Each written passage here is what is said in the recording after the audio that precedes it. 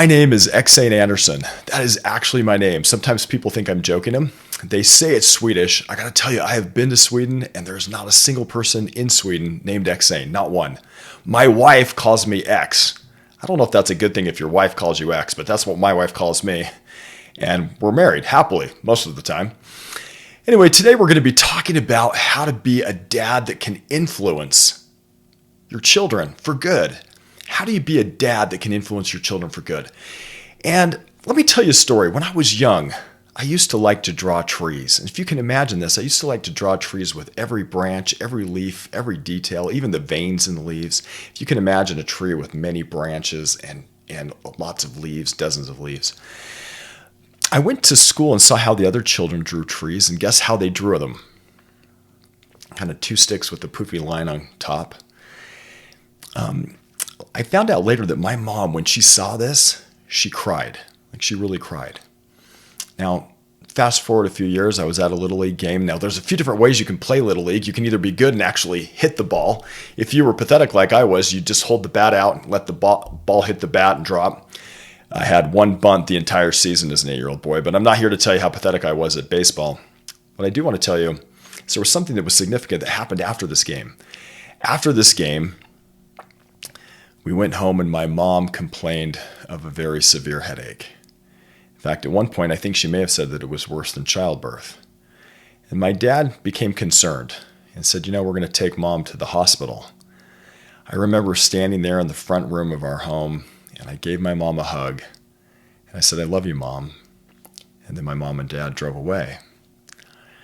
This was kind of unusual. This hadn't happened. My mom wasn't one that typically got headaches. And when my uncle just happened to be visiting us at the time, and I went to my uncle and I said, is my mom going to die? And he looked at me and said, no, she's not going to die. She probably just has a migraine. And I said, you promise she's not going to die? And he said, I promise she's not going to die. Relax, it's going to be okay. And I wanted to believe him. So I went downstairs, I climbed up on my bunk bed, and I opened this book. It was a book about squirrels. I still remember the book. And I read the book and waited for my parents to get home, and I waited, and they didn't get home. It was probably, I'm guessing 2 or 3 in the morning before I finally fell asleep. Well, the next morning I woke up, I was anxious. I climbed off my bunk bed. I wanted to see my mom and dad, and I opened the door to my room. And outside of this door, there was a long family room. As I looked out there, I could see on the other side of this family room my dad. But something was different. My mom was not there. Instead, there was a neighbor and another neighbor and another neighbor and a friend and another neighbor. It seemed like half the neighborhood was at our home. As I walked closer, I could see that my dad had been crying. He had tears on his cheeks. As I got even closer, my dad was trying not to cry, and he wasn't doing a very good job. And through his tears and trying to choke it back, he said words I'll never forget. He said, I think our mom is going to leave us. And I put 2 and 2 together, and I went into this panic. I said, Dad, we got to do something. We got to do something. Well, what had happened is my mom had suffered a cerebral hemorrhage. A blood vessel in her brain had burst, and she was now brain dead at the hospital, being kept alive by a life support system. I remember being at the hospital a couple days later, seeing my mom on that hospital bed. She had tubes coming out of her nose. She couldn't breathe on her own. She had to breathe with the help of a respirator. And I was scared. And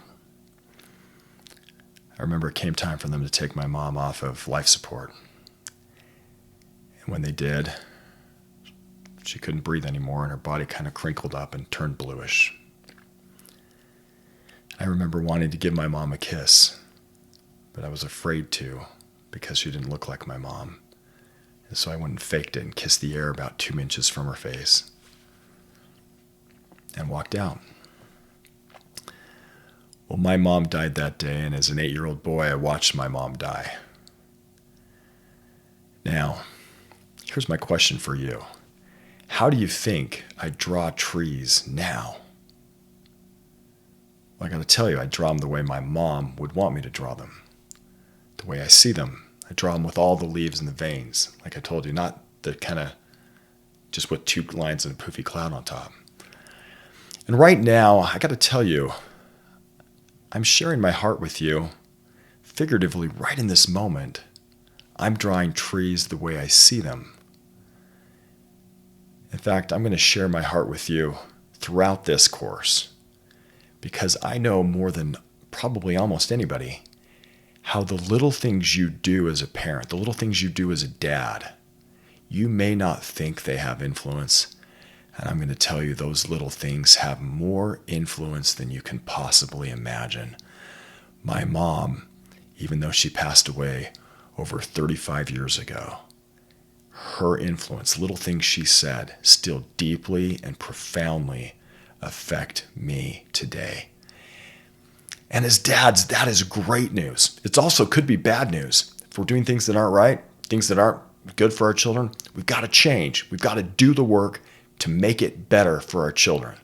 And so that's the reason I'm sharing this course with you today. I know that I need to share with dads stuff that I've learned about being a dad, stuff that I've learned from my amazing dad, who actually, he's alive today, and he had to go through raising 7 kids for a little bit without his wife there. Now, he did get married shortly thereafter, and I was lucky enough to have a stepmom, but I want you to know that I want to honor my father in this as well, but I also want to just share some of the things that I've learned with you so that we can learn together. Now, I got to tell you, this course is messy. Life's messy, and so is this course.